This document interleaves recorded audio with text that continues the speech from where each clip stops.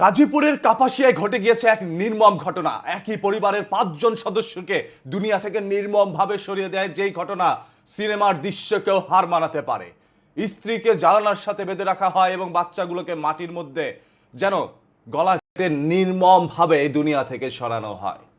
এই ঘটনা কে ঘটিয়েছে, কেন ঘটিয়েছে সেটা জানতে গিয়ে বেরিয়ে আসে স্বামীর দীর্ঘদিন ধরে স্ত্রীর প্রতি ছিল সন্দেহ এবং স্ত্রী সেই স্বামীর টাকা আত্মসাৎ করে দিয়েছে। প্রবাসী স্বামীর এইরকমই দাবি ছিল তার চিরকুটে লেখা। দুনিয়া থেকে সরানোর পর ঠান্ডা মাথায় তিনি সকল ধরনের অভিযোগগুলো লিখে যায় থানার ওসিকে টার্গেট করে। সেই চিরকুটের মধ্যে লেখা ছিল, আমার স্ত্রীকে আমি বিদেশে বসে টাকা পাঠাতাম, সেইখানে 10 লক্ষ টাকা জমিয়েছিল আমার স্ত্রী। সেই 10 লক্ষ টাকা দিয়ে নিজের নামে কিনে মায়ের বাড়ির পাশে সম্পত্তি, মানে শ্বশুর বাড়ির পাশে সম্পত্তি কিনে তার স্ত্রী। এবং আরো অভিযোগ করা হয় তার স্ত্রী তার আপন খালাতো ভাইয়ের সাথে ছিল পরকীয়ার সম্পর্কে লিপ্ত। যার জের ধরেই স্বামী বিদেশ থেকে বাংলাদেশের মাটিতে আসার পর থেকে সেই খালাতো ভাই এবং তার স্ত্রী তার সাথে দুর্ব্যবহার করে। অভিযোগে বলা হয় তার স্ত্রী নাকি সেই ছেলেকে নিয়ে তার উপরে মারধরও করা হয়, যার কারণে এক সময় তার মনের মধ্যে এক বড় ক্ষোভে পরিণত হয়। সেই ক্ষোভ থেকেই রাতের বেলা শ্যালককে ডেকে নিয়ে আসে বাসায়। যখন সবাই ঘুমিয়ে পড়ে তখন একে একে সবাইকে নির্মমভাবে গলার মধ্যে আঘাত করে এই দুনিয়া থেকে সরানো হয় এবং স্ত্রীকে জানালার সাথে বেঁধে গলার মধ্যে স্বর্ণের চেন পরিয়ে দিয়ে তারপর নির্মমভাবে দুনিয়া থেকে সরিয়ে দেয়। যেন সিনেমার মধ্যে কোনো দৃশ্যতেও আপনারা এরকম কোনো দৃশ্য দেখেন নাই। সিনেমার গল্পে তো আপনারা এরকম কোনো গল্প শোনেন নাই যেটা বাস্তবে কাপাসিয়াতে ঘটেছে।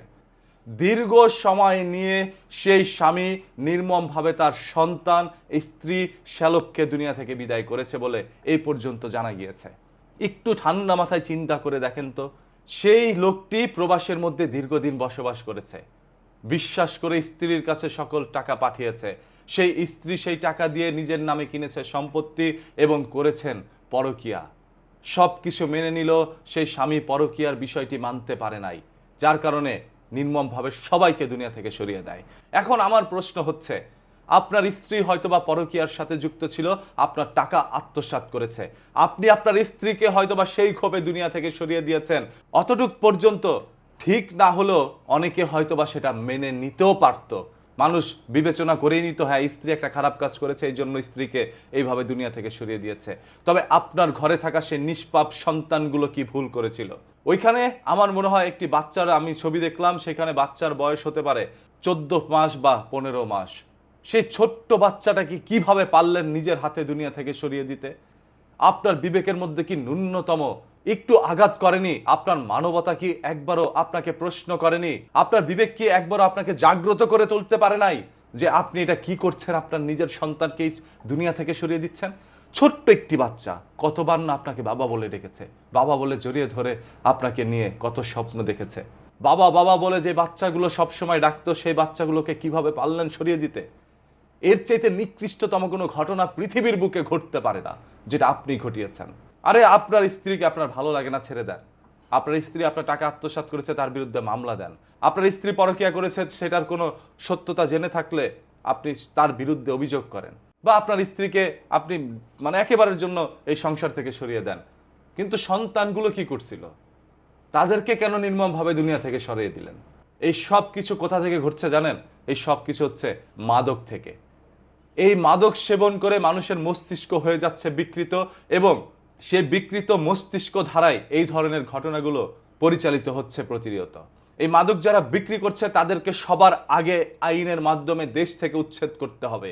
পরবর্তীতে যারা সেবন করছে তাদেরকে আইনের মাধ্যমে এই দেশ থেকে বা পৃথিবী থেকে উচ্ছেদ করে দেন। আদারওয়াইজ একের পর এক মানুষ তাদের হাতে নির্মমভাবে দুনিয়া থেকে সরে যাবে। পুলিশ ঘটনাস্থলে গিয়ে আলামত হিসাবে কিছু মাদকের দ্রব্য সেবন করার পণ্যও পেয়েছে। তারা ধারণা করছে ওই লোকটা ঘরে বসে মাদক সেবন করেছে এবং যখন মাদকে তার পুরো মস্তিষ্ক বিকৃত হয়েছে তখনই তিনি এরকম কোনো ঘটনা ঘটিয়েছেন। পরকীয়া কতটা মারাত্মক হতে পারে সেটা আজকে আপনারা প্রমাণ পেয়েছেন।